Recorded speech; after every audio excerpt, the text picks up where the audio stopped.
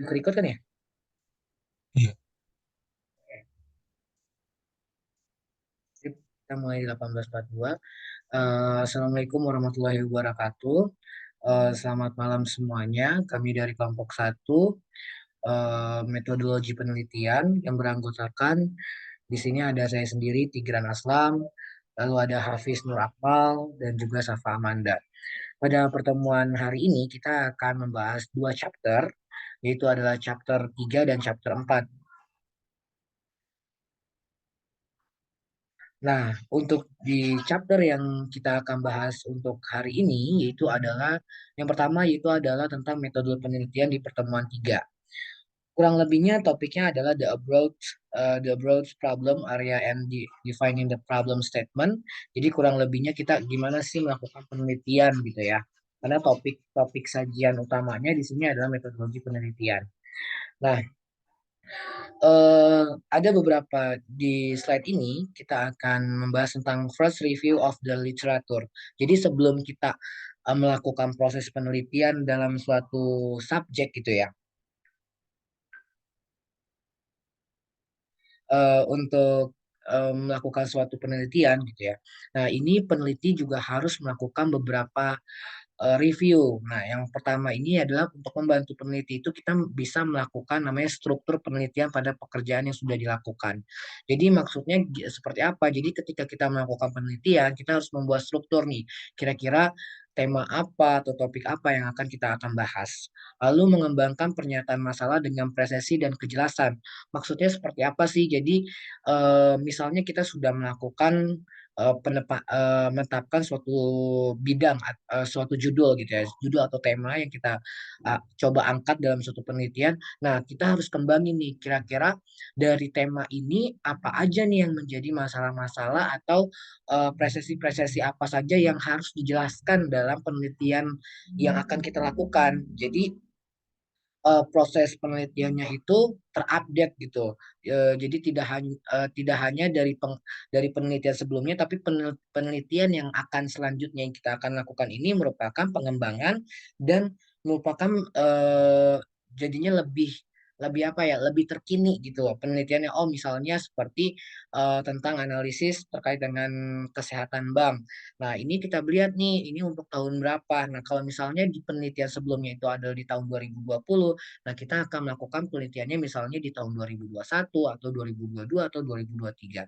Jadi itu hal yang kedua ya. Yang ketiga adalah bermanfaat baik dalam proyek penelitian dasar maupun terapan. Jadi yang harus diperhatikan seorang peneliti gitu yaitu adalah apa sih manfaatnya dari penelitian yang telah dilakukan. For example, seperti tadi misalnya analisis, kita akan melakukan penelitian terkait analisis kesehatan suatu bank. Berarti kita akan melihat nih bank-bank apa saja dulu nih yang akan menjadi subjeknya, entah itu BUMN ataupun bank-bank swasta, ataupun bank-bank syariah milik BUMN atau bank-bank syariah milik swasta. Nah, di sini manfaatnya untuk apa? Artinya, kalau misalnya kita melakukan penelitian terkait dengan analisis kesehatan suatu bank, kita akan melihat nih bahwasanya bank-bank apa saja yang memiliki kinerja yang bagus dalam operasional bisnisnya, misalnya di tahun periode 2022. Kan misalnya kita ambil subjek adalah bank-bank BUMN gitu ya. Bank-bank konvensional BUMN misalnya seperti Bank Mandiri, BNI, Bank Syariah Indonesia maupun Bank BRI gitu ya. Kita akan melihat nih seberapa kesehatan mereka, berapa kinerja mereka dalam tahun 2022 kemarin. Berapa misalnya bisa kita lihat dari beberapa aspek ya, misalnya dilihat dari rasio likuiditasnya atau bisa menggunakan rasio profitabilitasnya ataupun resiko marketnya ataupun kalau dalam perbankan kita mengenal misalnya adalah non performing loans atau risiko gagal bayarnya. Nah, kalau kalau misalnya NPL-nya tinggi lebih dari 5% menandakan bank ini sedang tidak baik-baik saja. Karena apa? Kalau NPL-nya naik, otomatis likuiditasnya akan menurun gitu loh. Nah, ini mungkin yang menjadi first review of the literature yang harus dilakukan peneliti. Yang pertama tadi ada struktur penelitiannya nih. Kita mau judulnya apa, temanya apa, topiknya seperti apa, lalu sampel-sampel untuk data-datanya apa saja yang diperlukan, lalu mengembangkan penyertaan masalah. Masalahnya itu apa aja nih? Misalnya dari kesehatannya, kesehatan suatu bank tadi itu yang kita bahas, atau profitabilitasnya, atau tadi itu likuiditasnya kita bisa, ataupun secara market gitu ya. Nah, lalu bermanfaat baik. Jadi dilihat nih penelitian ini manfaatnya untuk siapa saja.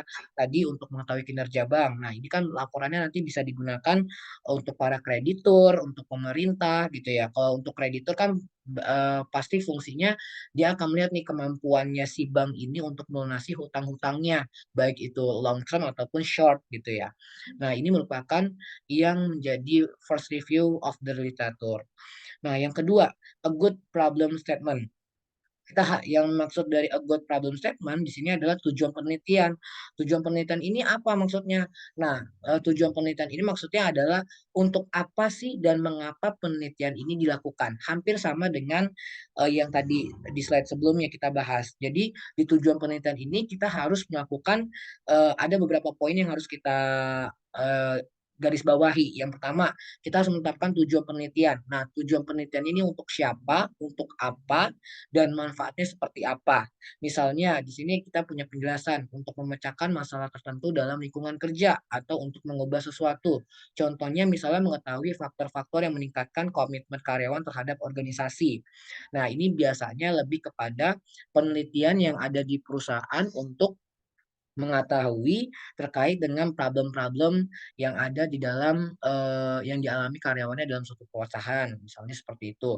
Lalu misalnya di sini ada contoh lagi, memungkinkan manajer untuk meningkatkan komitmen dan karenanya mengurangi perputaran atau ketidakhadiran dan meningkatkan tingkat kinerja.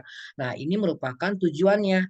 Jadi tadi tuh problemnya yaitu adalah problemnya itu dia perusahaan misalnya kita melakukan penelitian gitu ya. Kita tim SDM-nya suatu perusahaan gitu ya melakukan penelitian gimana nih ternyata karyawan-karyawannya perusahaan kita nih jarang masuk gitu lah.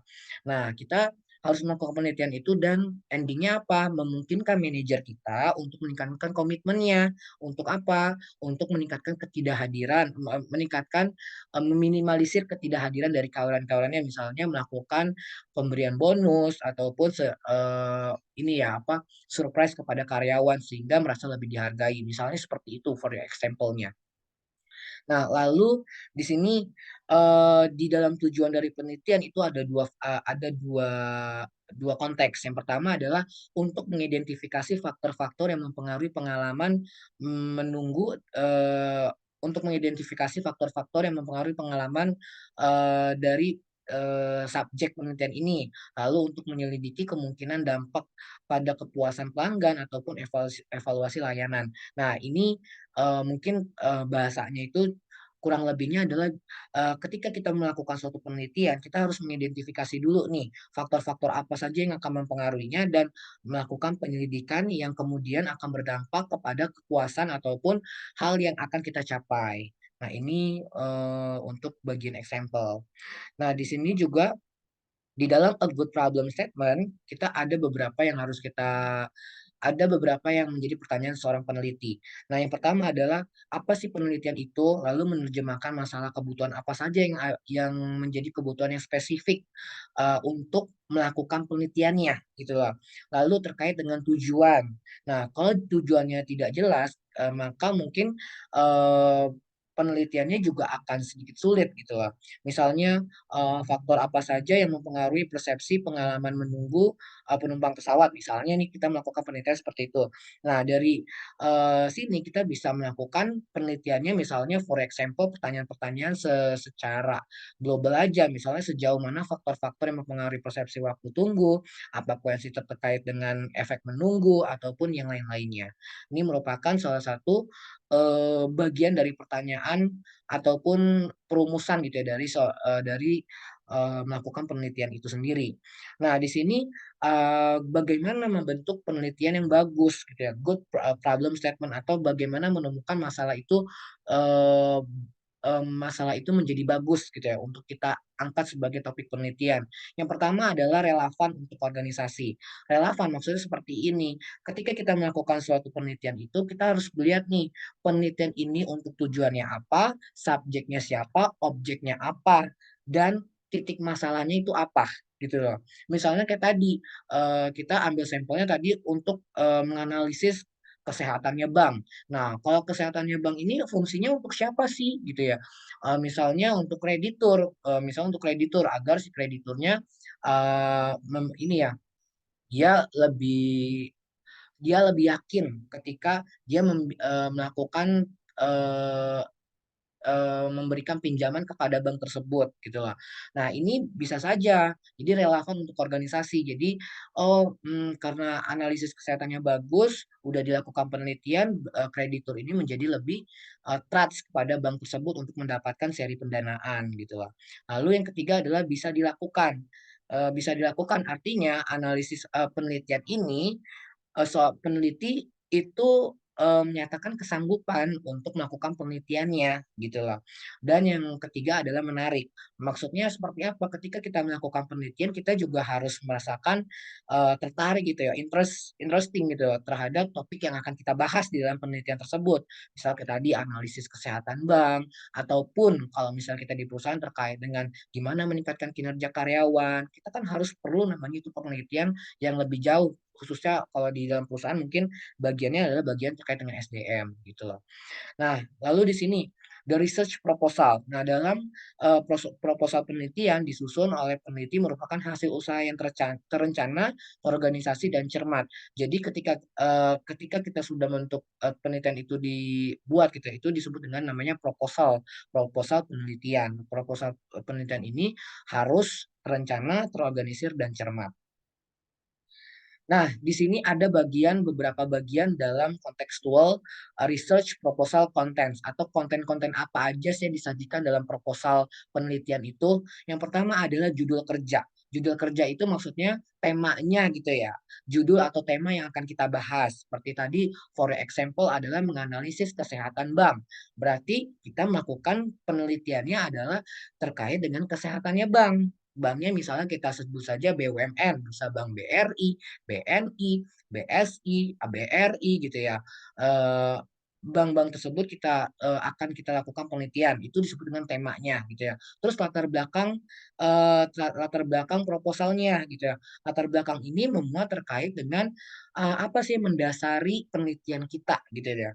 Misalnya kayak tadi untuk membantu kreditur dalam melakukan memudahkan kreditur untuk meyakinkan kreditur ini bahwasannya bank ini layak diberikan seri pendanaan. Fungsinya apa? Seri pendanaan ini diputar lagi nanti untuk project bisnisnya, untuk modalnya bank dalam operasionalnya, ataupun hal-hal lainnya yang dalam rangka mengembangkan bisnisnya si bank. Gitu lah. Ini bisa jadi latar belakang. Lalu bisa juga dari segi membantu kontrol pemerintah gitu ya. Misalnya kayak tadi kan subjeknya BUMN gitu ya. Oh, ternyata pemerintah mengetahui nih ketika kita melakukan penelitian ini pemerintah juga merasa terbantu bahwasannya eh, pemerintah jadi tahu nih tentang kesehatannya bank-bank BUMN ini seperti BRI, BNI, terus si BSI ataupun si BRI gitu ya. Lalu yang selanjutnya adalah pernyataan masalah. Pernyataan masalah ini adalah identifikasi yang kita lakukan bahwasannya apa-apa aja nih yang akan kita lakukan dalam penelitiannya. Yang mencakupnya apa saja? Yang pertama adalah tujuannya. Oh, tujuan penelitian ini untuk apa? Tadi kesehatan bank terkait dengan tujuannya adalah untuk menganalisis kesehatannya bank tersebut. Apakah di tahun 2022 memiliki kesehatan yang bagus, memiliki kinerja yang bagus atau tidak. Lalu adalah melakukan pertanyaan penelitian. Artinya ini melakukan perumusan-perumusan dalam proses penelitiannya. Lalu selanjutnya adalah ruang lingkup penelitian. Ruang lingkup penelitian ini mencakup apa sih objeknya gitu ya. Apa yang akan diidentifikasi dalam penelitiannya ini gitu ya. Misalnya kayak tadi kesehatannya bank, menganalisis kesehatannya bank artinya bisa saja dilihat dari kondisi resiko berapa sih kesehatannya bank kalau diukur dari likuiditasnya atau berapa sih yang diukur dari NPL-nya atau bisa dari profitabilitasnya. Itu merupakan ruang lingkup penelitian yang akan kita bahas.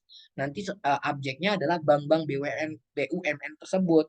Dan yang terakhir adalah relevansi penelitian. Relevan nggak nih penelitian yang kita lakuin ini tadi kesehatan bank terhadap kondisi masalah-masalah yang ada gitu loh. Apakah membantu atau enggak bagi masyarakat secara umum. Nah, ini merupakan konten-konten atau secara generate itu adalah bagian-bagian yang ada di dalam penelitian itu memuat terkait dengan tema, latar belakang, lalu ada pernyataan masalah, nanti dibagi apa sih tujuannya, lalu bagaimana struktur pertanyaan atau struktur terkait dengan pembahasan dari penelitian itu, lalu ruang lingkupnya apa aja nih yang akan diteliti, lalu relevansinya. Nah, untuk nextnya, di sini desain kita akan mempelajari masih tetap di research proposal contents, kita akan mempelajari terkait dengan desain penelitian ini memuatnya apa aja sih. Yang pertama itu adalah jenis studinya, lalu ada jenis studinya apa nih. Kalau misalnya kita misalnya tadi aku terkait dengan analisis kesehatannya bank, berarti kita bahasnya terkait dengan kesehatannya bank ini jadi studinya, studi kasusnya kita gitu lah, menjadi temanya kita. Lalu metode pengumpulan data, apakah kualitatif atau kuantitatif. Nah, kalau kualitatif berarti berdasarkan pernyataan, kalau kuantitatif berarti berdasarkan data statistik, berdasarkan misal laporan keuangannya, berdasarkan angka-angka gitu ya. Lalu desain sampelnya, desain sampel memuat terkait dengan kan ada data itu kan ada populasi, ada sampel. Nah, kita mau mengkritis seperti apa gitu loh. Lalu analisis datanya ini kalau tadi ya gitu ya kita ngomongnya terkait analisis kesehatan bank, analisis datanya seperti apa yang mau digunakan, apakah metode-metode terkait rasio atau common size atau trend gitu ya ataupun secara Dukon. Lalu ada kerangka waktu penelitian. Nah, kerangka waktu penelitian ini kita tetapkan nih untuk berapa lama sih yang akan kita melakukan penelitian ini gitu ya. Periodenya periode kapan? Nah, misalnya kayak tadi yang aku bilang analisis kesehatannya bank. Berarti kita akan menganalisis kesehatan banknya ini tahun berapa? Tahun 2021 kah atau 2022 kah atau 2023 kah? Nah, itu yang menjadi kerangka waktu penelitiannya dan berapa lama kita melakukan penelitian ini gitu loh. Apakah di kuartal satu, kuartal 2, kuartal 3 ataupun tahunan gitu loh. Lalu anggaran dan bibliografi terpilih. Nah, di sini selanjutnya kita akan coba membahas terkait dengan contoh penerapan metodologi riset pada pajak. Nah, ini mungkin agak sedikit beda dengan tadi yang kita sudah coba kita bahas. Karena tadi kan lebihnya kepada bank ya. Nah, sekarang nih kita coba contoh penerapan metodologi riset pada pajak itu seperti apa sih? Nah, di sini judulnya adalah riset perpajakan dan pemerintahan. Nah, ini merupakan sampel kali ya, sampel yang kita coba bahas di dalam record materi pada hari ini terkait dengan riset pajak di Indonesia. Nah, kebijakan perpajakan. Nah, di dalam kebijakan perpajakan ini, gitu ya, di riset pajak kita akan bisa eh, menyangkut beberapa topik. Misalnya, di sini ada kepatuhan wajib pajak terhadap peraturan pajak, bisa saja. Lalu terkait dengan gap dari teks yang didapatkan pemerintah antara potensi pajak dengan jumlah pajak yang telah masuk atau baik dari sisi objek maupun subjek. Itu bisa jadi menjadi topik yang kita akan bahas atau terkait dengan pengenaan pemotongan pajak bisa saja atau implikasi kebijakan perpajakan bisa menggunakan subjeknya kita tentukan misalnya tax amnesty, revaluasi aset, reformasi pajak, e-filing, e-billing, lalu ada TP Dodge. Lalu ada pajak dan perekonomian. Misalnya kita melakukan riset pajak ini, subjeknya itu adalah pajak dan perekonomian. Misalnya di bagian tren penerimaan pajak tahun 2022 gitu loh. Atau pajak dan perekonomian, tarif pajak dan kompetisi ekonomi tahun 2022 itu bisa saja menjadi topik-topik yang akan kita bahas di dalam kebijakan perpajakan dari penelitian yang akan kita lakukan ini. Lalu selanjutnya adalah riset perusahaan. Nah, kalau di perusahaan, misalnya kita bisa ada tiga topik nih. Yang pertama adalah pengungkapan akuntansi pajak penghasilan.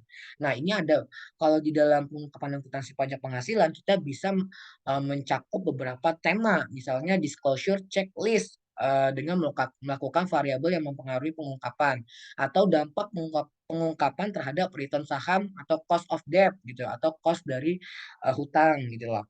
Atau topik lain, misalnya topiknya ada terkait dengan book tax difference gitu lah, perbedaan antara pencatatan di buku dengan pajak gitu ya. Misalnya nih kita akan melakukan analisis terkait dengan penyebab time dan permanent tax planning aset tetap dan foreign operation atau DEPS gitu ya. Atau juga kita bisa melakukan penetapan tema misalnya terkait dengan potensi rekonsiliasi fiskal untuk earning management atau dampak box tax gap terhadap presentasi laba dari nilai perusahaan dan lain-lainnya. Serta yang terakhirnya ada terkait dengan topiknya ada terkait penelitian atas surat ketetapan pajak. Misalnya kita subjek yang akan tema yang akan kita bawakan misalnya terkait dengan real earning management gitu loh. Itu bisa saja tuh untuk riset perusahaan. Jadi tadi udah ada beberapa tuh ya judul-judul atau tema-tema yang mungkin kita bisa angkat gitu loh dari beberapa topik yang bisa kita ambil. Nah, di sini kita langsung aja nih di slide ini kita akan terkait dengan perilaku. Nah, ini ada penghindaran pajak, ada penghindaran pajak, ada penelitian terkait dengan eksperimen terkait dengan perilaku penghindaran pajak, ada ketaatan pajak dan etika dalam perpajakan. Nah, ini merupakan analisis datanya gitu ya. Nah, di analisis data ini kita mensajikannya itu apa sih? Apakah kita bahas tentang penghindaran pajaknya, atau penelitian eksperimennya, atau ketaatan pajaknya, atau dalam hal etika dalam perpajakannya. Jadi kalau tadi kan masih ke tema nih. Nah ini udah kalau di bagian slide yang ini itu udah mencakup terkait dengan materi-materi apa saja atau generate terkait dengan topik-topik apa aja nih, masalah-masalah apa aja yang akan kita bahas gitu loh. Bisa dari penghindaran pajak, penelitiannya, atau penelitian terkait dengan perilaku penghindaran pajak, atau ketaatan pajak, ataupun etika dalam perpajakan. Nah, ini merupakan bagian-bagiannya ya di dalam pajak gitu. Nah, di sini ada penelitian dalam bidang pajak nih. Ada beberapa metodologi, lalu ada top accounting journal annotation, lalu ada classification. Nah, ini mungkin beberapa yang bisa kita lakukan ya. Kalau misalnya risetnya terkait dengan metodologinya, nah itu bisa terkait dengan data-datanya terkait dengan experimental market. Jadi terkait dengan gimana sih nih orang-orang experience terhadap pajak tadi atau behavioral judgment and decision making. Nah, atau analytical atau empirical itu juga bisa di dalam research di pajak ini. Nah, top accounting journal atau section ini bisa kita menggunakan the Journal Amerika pakai Jata ataupun pakai Journal of Accounting Review atau the Accounting Review atau pakai Jurnal Akuntansi dan Ekonomi. Ini bisa perolehan datanya itu dari mana aja sih? Nah, di tadi tuh ada menggunakan the Journal of America, the Journal of Accounting Review atau the Accounting Review atau Jurnal Akuntansi dan Ekonomi. Lalu klasifikasinya masuk apa aja nih? Bisa menggunakan tax policy research atau tax planning research atau compliance research. Nah, di sini beberapa di sini udah ada beberapa ya contoh research atau penelitian terkait dengan pajak. Ini 2010 itu ada terkait dengan the environmental role of income tax expense reported for the financial accounting. Lalu ada corporate tax avoidance gitu ya, corporate decision making include investment. Lalu ada tax and asset pricing gitu ya. Lalu ada research income tax. Nah, ini terkait dengan penelitian terhadap pendapatan pajak. Nah, ini ada beberapa area nih yang bisa kita teliti nih, misalnya terkait dengan earning management, bagaimana manajemen pendapatan atau laba di perusahaan. Gimana sih perusahaan itu mendesain itu semua, itu bisa kita jadikan subjek penelitian gitu lah. Atau terkait dengan the association between book tax different. Ini terkait dengan latar belakang dari teks ini gitu ya, perbedaan antara peraturan pajak sepertinya. Lalu ada earning characteristic and the equity market pricing of information the tax account. Itu juga bisa menjadi topik-topik yang kita bahas dalam research in income tax gitu loh. Ini yang kita bahas ini memang masih terkait dengan pajak. Nah, Di sini kita juga akan bahas terkait dengan ruang lingkup, nah dan tujuan penelitian. Jadi karena kalau tadi kan kita bahasnya bank gitu ya. Nah ini yang sekarang ini kita bahasnya terkait dengan gimana sih penelitian tentang pajak gitu lah. Nah ruang lingkup yang kita bisa lakukan atau menjadikan ruang lingkup itu apa aja sih di penelitian pajak ini? Yang pertama adalah karakteristik sistem pajaknya. Kita bisa jadi ruang lingkupnya. Misalnya di bagian kesesuaian antara laba akuntansi dengan laba fiskal atau pendekatan worldwide versus teritorial atau persepsi terhadap enforcement. Lalu ada terkait dengan nah di sini ada juga dibahas tentang tax avoidance. Nah, menggunakan variabel-variabelnya misalnya insentif, manajerial atau komponen accrual. Nah, ini merupakan bagian-bagian yang di dalam metodologi penelitian di pajak ini gitu ya. Nah, misalnya di sini kan kita juga harus tahu nih motivasi dan kontribusi penelitian. Ketika kita bahas hari ini terkait dengan pajak ini, motivasi yang dilakukan peneliti itu apa sih gitu ya. Nah, yang pertama bisa terkait pengembangan variasi cross section and tax avoidance lintas negara gitu. Itu bisa jadi motivasi kita nih supaya nih gitu ya di tax avoidance ini di negara-negara ini diketahui oleh semua orang gitu menggambarkan variasi cross sectionnya seperti apa sih di masing-masing negara di Indonesia, di Malaysia, di Singapura gitu lah. Lalu pembuatan kebijakan pemerintah dalam rangka menentukan menegakkan regulasi perpajakan. Nah, motivasinya bisa saja supaya misal kita topiknya tadi kan pajak, membantu pemerintah gitu ya. Motivasinya adalah kita membantu pemerintah dalam rangka menentukan atau menegakkan regulasi perpajakan. Kan kalau kita lihat di Indonesia, perpajakan sudah bagus, tapi kan tentunya masih perlu adanya upgrading gitu ya, upgrading dari DJP ataupun Direktorat Pajak gitu lah.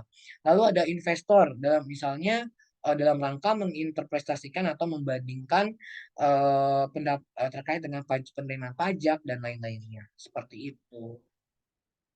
Lalu di sini kita bisa selanjutnya adalah terkait dengan pengembangan hipotesis satu. Nah, ini di sini kita ada dua kontekstual, misalnya terdapat fleksibilitas perbedaan pelaporan laba kena pajak fiskal dengan akuntansi pada setiap perusahaan di berbagai negara. Lalu hipotesis keduanya terkait dengan tax avoidance yang dilakukan oleh manajer akan berkurang dengan adanya peningkatan kewajiban penerapan textbooks confirmation di Amerika Serikat. Nah, ini merupakan pengembangan-pengembangan hipotesis yang dilakukan dalam proses penelitian. Nah, di sini setelah tadi hipotesis hipotesis yang pertama gitu ya. Nah, ini ada pengembangan hipotesis kedua. Nah, misalnya di pengembangan hipotesis kedua ini, perusahaan akan menemukan perusahaan induk negara yang mengandung pendekatan teritorial akan lebih diuntungkan untuk mengalihkan laba negara yang low enforcement karena dividen yang diterima dari anak perusahaan di luar negeri secara permanen dapat dibebaskan dari pajak pada home country atau ininya ya apa home country-nya gitu ya, pusatnya gitu ya. Lalu sedangkan pada negara yang menganut pendekatan worldwide, pengalihan tersebut hanya bersifat penangguhan pada home country. Lalu yang kedua, pengembangan hipotesis keduanya bisa menggunakan perusahaan multinasional pada home country yang menganut pendekatan teritorial cenderung menggeser pendapatan pada afiliasi asing dibandingkan perusahaan pada home country yang menganut pendekatan worldwide. Nah, ini merupakan bagian-bagiannya gitu ya di dalam model-model kalau kita melakukan penelitian di pajak. Nah, selanjutnya ini mulai slide 26 akan dilanjutkan oleh Hafiz. Pada Hafiz dipersilakan. Selanjutnya yaitu komponen proposal penelitian. Eh, yang pertama itu ada struktur proposal.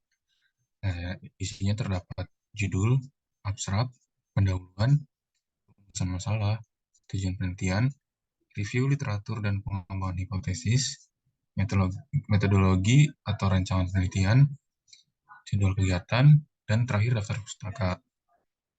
Lalu untuk penelitian jangka panjang, isinya hanya ada abstrak, pendahuluan, studi pustaka dan roadmap, metode penelitian, dan daftar pustaka. Untuk yang komponen proposal, isinya itu ada abstrak, pendahuluan, studi pustaka, metode penelitian, pembiayaan, dan daftar pustaka. Terakhir itu ada proposal. Eh, Isinya hanya ada abstrak, pendahuluan, perumusan masalah, hipotesis dan kegunaan, metodologi, rancangan riset, hasil yang diharapkan, daftar pustaka, personil, dan jawaban penelitian. Next.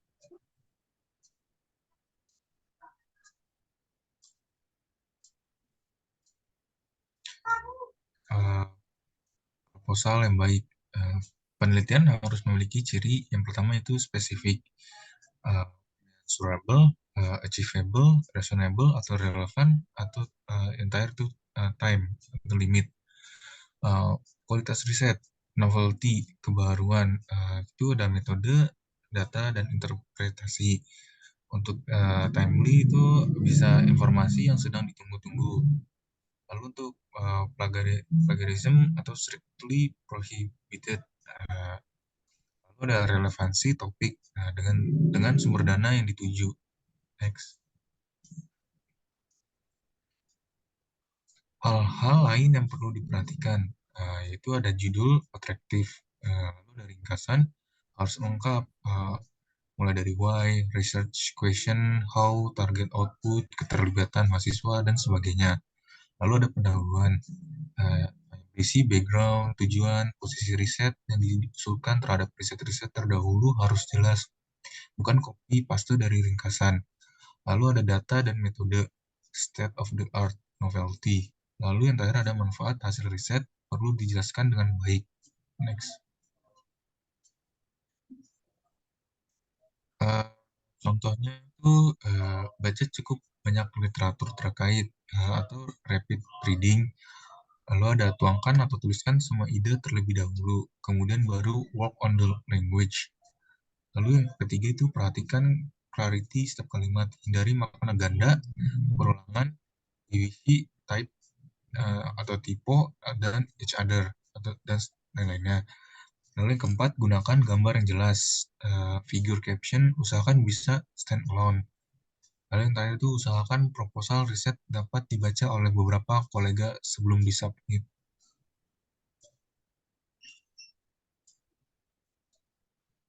5 pertanyaan dasar menemukan masalah penelitian. Itu yang pertama itu what, apa yang menjadi masalah penelitian. Lalu yang kedua, why, mengapa itu penting dilakukan. Yang ketiga, how, bagaimana penelitian itu akan dilakukan. Yang keempat itu when, kapan penelitian itu akan dilakukan. Dan yang terakhir itu ada research, sumber daya apa yang diperlukan. Next.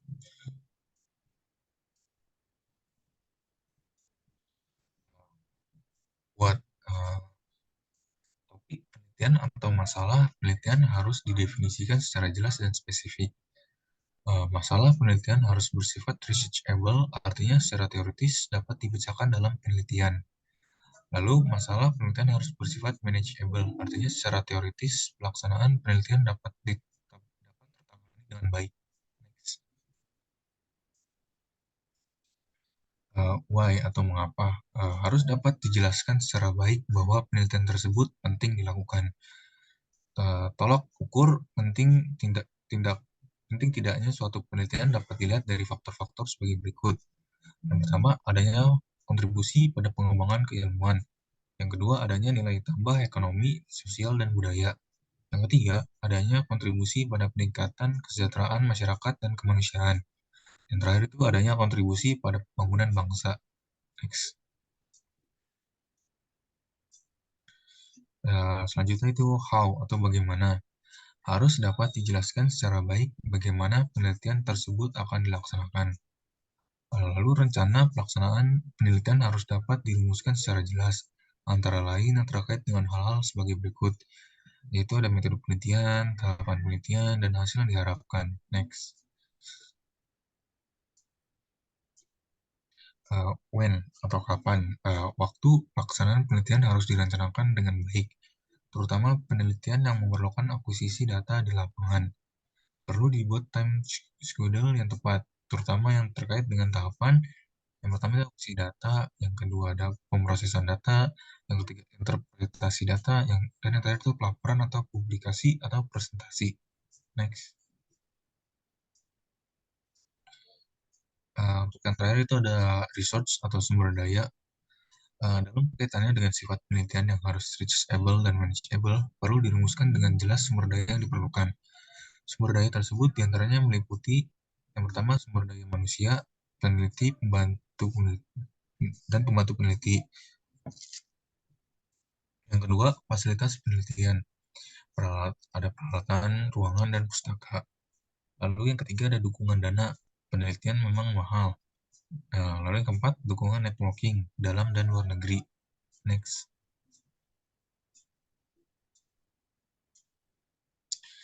Tujuan penelitian latar belakang, yaitu untuk menentukan latar belakang masalah. Gejala dari permasalahan yang diteliti, gejala merupakan akibat dari permasalahan yang dapat dijadikan identifikasi adanya permasalahan. Misalnya genteng bocor, badan demam, jalan mobil tersendat-sendat, wajib pajak tidak membayar pajak tepat waktu dan jumlahnya tidak tepat, lalu ada penerimaan PPh 21 menurun. Lalu latar belakang menjelaskan timbulnya isu atau topik yang akan diteliti. Latar belakang menjadi dasar untuk menjadi motivasi riset. Next.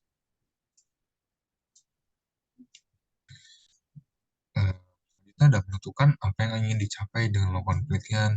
Misalnya, yang pertama memecahkan masalah, yang kedua menangkap opportunity atau kesempatan, yang ketiga itu memverifikasi fenomena dengan teori atau kondisi ideal, dan yang keempat itu menemukan teori. Selanjutnya tujuan penelitian aplikasi pajak. Ada kajian dan evaluasi regulasi, perbaikan atau perubahan regulasi yang saat ini telah ada, penyusunan regulasi baru, dan yang terakhir evaluasi kinerja atau penilaian keberhasilan.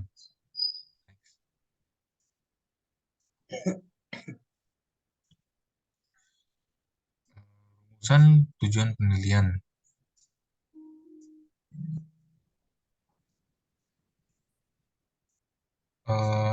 Yang pertama itu rumusan tentang apa yang ingin dicapai dari penelitian sejalan dengan rumusan masalah yang telah ditetapkan.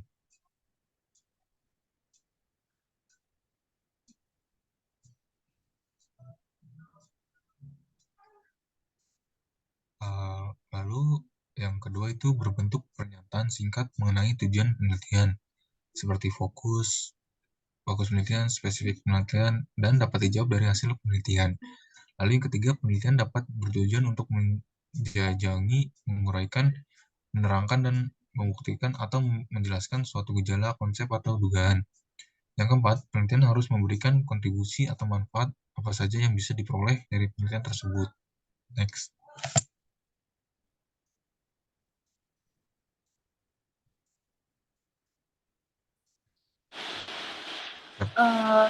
Dibaca oleh Safa. Lalu selanjutnya adalah chapter 4 dari research process. Next. Step 1 sampai 3. Yang pertama, area masalah yang luas. 2, pengumpulan data awal. 3, definisi masalah. Next.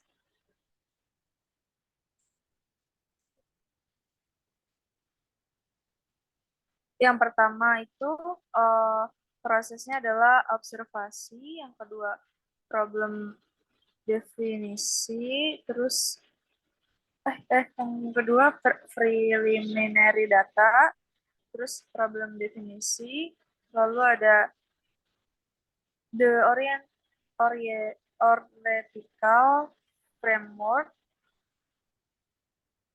lalu generation of hypothesis, lalu ada scientific research design, lalu ada data collection analysis, dan interpretasi.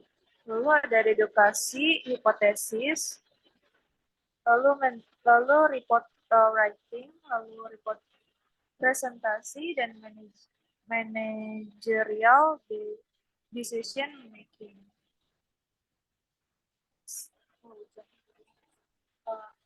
Lalu broad problem area. Yang pertama area masalah yang luas mengacu pada seluruh situasi di mana seseorang melihat kemungkinan kebutuhan untuk penelitian dan pemecahan masalah.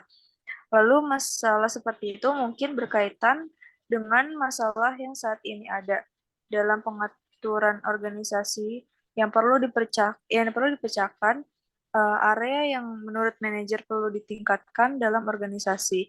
Lalu masalah konseptual atau teoritis yang perlu diperketat bagi peneliti dasar untuk memahami fenomena tertentu. Beberapa pertanyaan penelitian yang ingin dijawab oleh peneliti dasar secara empiris. Next. Lalu preliminary data collection.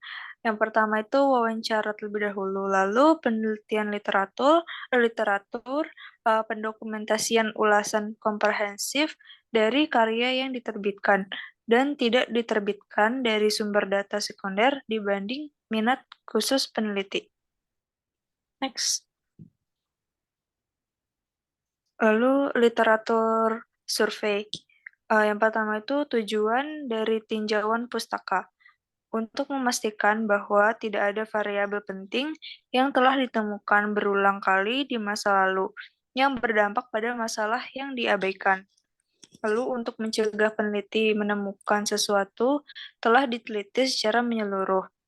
Lalu bisa menjadi dasar penelitian kualitatif dan memberikan landasan untuk mengembangkan kerangka teori yang komprehensif dari mana hipotesis dapat dikembangkan untuk pengujian. Next. Lalu ada literatur survei mengekstrak informasi yang relevan. Yang pertama itu informasi rinci tentang masalah yang diteliti, detail desain penelitian seperti ukuran sampel, dan metode pengumpulan data. Yang terakhir itu temuan pamungkas. Next. Lalu ada problem definisi. Masalahnya yaitu banyak situasi di mana ada kesenjangan antara keadaan ideal aktual dan yang diinginkan. Dan definisi masalah atau pernyataan masalah yaitu pernyataan yang jelas, tepat, dan ringkas dari pernyataan atau masalah yang akan diselidiki dengan tujuan menemukan jawaban atau solusi. Next. Lalu yang kedua itu adalah cara pembuatan proposal.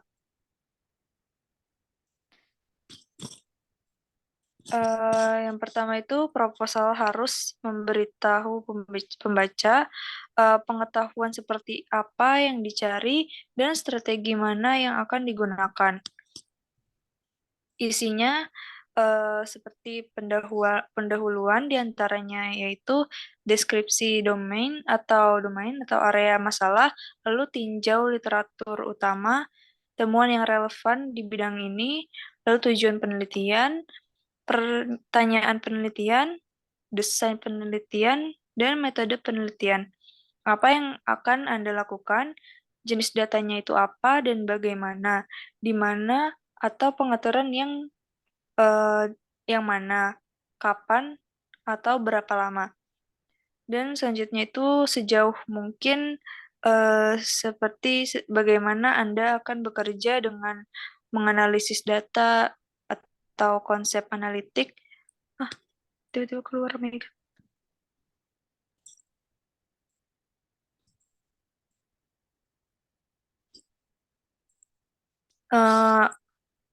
Konsep analitik, teori inti yang akan Anda gunakan. Lalu, apakah Anda mengetahui adanya pertimbangan etis dan kepraktisan yang perlu Anda pikirkan?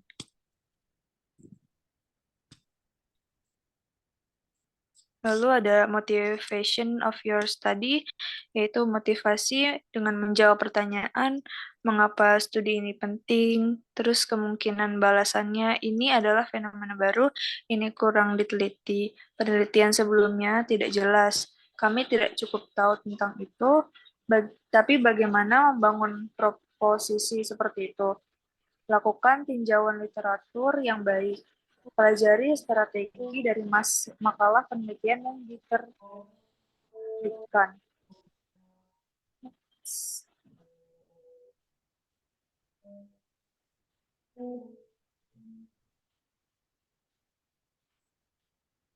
Lalu ada literatur review. Yang pertama, lakukan tinjauan pustaka, mengidentifikasi kata kunci yang bervariasi antar database. Lalu abstract scheme dan gunakan kata kunci baru yang relevan. Lalu gunakan fasilitas yang tersedia untuk melacak kutipan ke depan. Apakah Anda baru di lapangan? Mulailah dengan artikel ensiklopedia, review, tutorial. Buat ringkasan singkat dari artikel utama. Bidang masalah, fokus kajian, kasus, kesimpulan. Gunakan Miss EndNote atau alat referensi. Next. Lalu link to literatur atau previous research. Ada 3 cara berbeda untuk menyatakan bahwa penelitian ini diperlukan berdasarkan penelitian sebelumnya. Yang pertama itu koherensi yang disintetis. Anda menyatukan karya-karya dari berbagai bidang yang Anda yakini mengarah pada ide-ide umum, atau yang baru adalah kombinasinya. Lalu yang kedua ada koherensi progresif, yaitu Anda menunjukkan bagaimana kerjasama komunitas peneliti telah berkembang dari waktu ke waktu. Dan sekarang sepotong Anda dibutuhkan karena ada terlalu sedikit penelitian atau tidak cukup fokus untuk menjawab apa yang Anda tuju. Yang ketiga, non-koherensi, yaitu Anda mengacu pada karya yang mempelajari fenomena yang sama, tetapi Anda tidak setuju dengan pendekatan atau kesimpulan mereka, dan lain-lain. Next. Lalu ada referencing. Jika Anda mengambil ide atau frasa dari buku atau artikel jurnal, Anda harus merujuknya. Merujuk ke literatur yang Anda gunakan dalam teks dan berikan daftar di bagian akhir. Menurut Cornford dan Smithson tahun 1996, pelajari tulisan-tulisan lain untuk mempelajari cara mereferensikan karya-karya lain. Yang pertama, refer to support argument.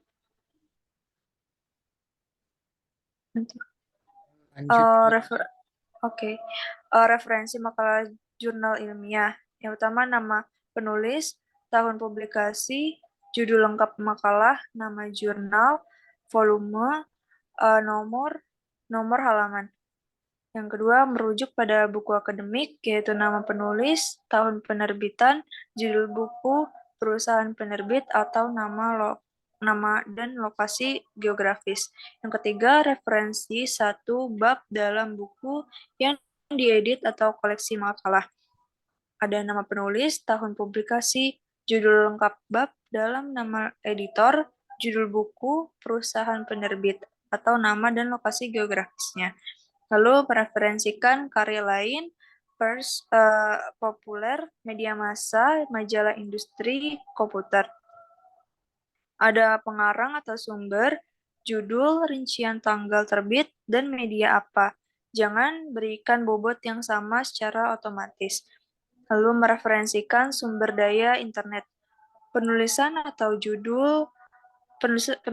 sumber, judul, tanggal publikasi jika ada, minimal sertakan URL, dan sertakan pernyataan seperti file terakhir diakses pada 1 September 2006, yaitu Anda harus memeriksa semua referensi web sebelum mengirimkan. Next. Lalu introduction, purpose statement, dan research question. Ada pendahuluan atau motivasi, menjelaskan masalah atau isu-isu yang mengarah pada kebutuhan untuk belajar. Motivasi berbasis praktis dan untuk literatur. Maksud pertanyaan, menjelaskan maksud penelitian, tujuan, dan gagasan utama penelitian. Ide ini dibangun di atas kebutuhan atau masalah dan disempurnakan menjadi pernyataan spesifik, pernyataan penelitian. Lalu pernyataan penelitian. Pernyataan yang akan coba dijawab oleh pengumpulan data. Next. Terima kasih dari kelompok kami. Oke, kita coba bahas sedikit tadi ya. Tadi sudah dibahas terkait dengan chapter 4, kurang lebihnya tadi sama Safa dan sama Akmal juga. Nah, jadi di dalam chapter 4 tadi yang sudah kita bahas, sedikitnya gitu ya, terkait dengan gimana sih proses-proses itu, proses-proses dalam melakukan penelitian. Nah, yang pertama tadi ada 3 step utama gitu. Yang pertama, menentukan terkait dengan area masalahnya apa aja sih yang kita akan mau identifikasi. Tadi kalau pajak gitu ya, bidangnya apa aja gitu ya. Judulnya misalnya terkait dengan tax avoidance gitu loh. Nah, masalahnya apa aja nih ada di tax avoidance ini? Lalu data-data yang kita butuhkan tuh apa aja?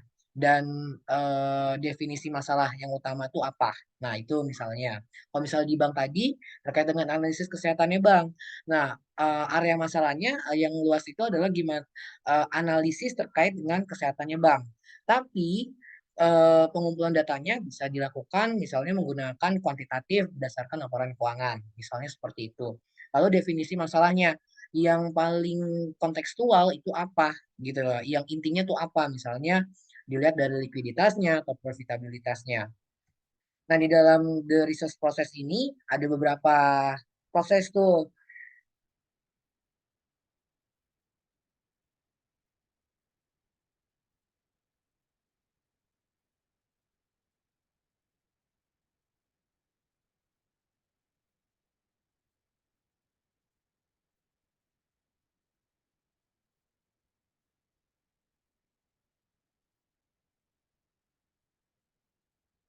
Nah, jadi di dalam proses penelitian yang pertama itu adalah melakukan observasi.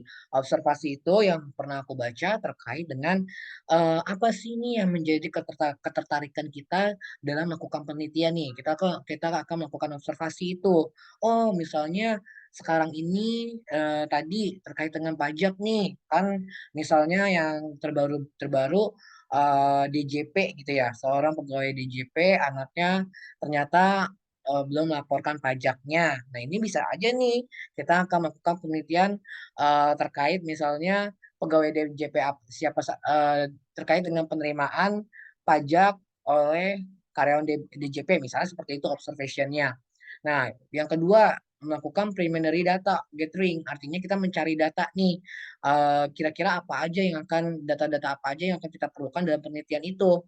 Lalu problem definition, di problem definition kita akan melakukan identifikasi nih problem-problem apa aja yang ada di situ. Misalnya kendala-kendala apa aja yang terkait ya kendala-kendala apa saja yang menyebabkan si pajak ini wajib pajak ini telat membayarkan pajaknya gitu misalnya. Lalu theoretical framework ini artinya kerangka kerjanya atau kerangka penelitiannya kita seperti apa sih? Apakah menggunakan metode kuantitatif, kualitatif gitu lah, kuantitatif atau kualitatif, lalu segmentasinya seperti apa itu framework. Lalu ada generation of hipotesis ini terkait dengan hipotesisnya gitu ya. Lalu ada scientific research design, eh data collection. Kalau data collection ini terkait dengan gimana sih kita memperoleh datanya gitu loh. Lalu ada deduction hypothesis, lalu ada report writing, ada report presentation, lalu mengenai juga terkait dengan keputusan manajerial gitu atau managerial decision making. Nah, ini tadi udah ada beberapa yang sudah dijelaskan oleh teman-teman, ada Safa dan Hafiz juga sudah menjelaskan terkait dengan chapter 3 dan chapter 4. Kurang lebihnya mungkin dari kelompok kami seperti itu. Jika ada kesalahan mohon dimaafkan. Kurang lebihnya mohon maaf. Wassalamualaikum warahmatullahi wabarakatuh.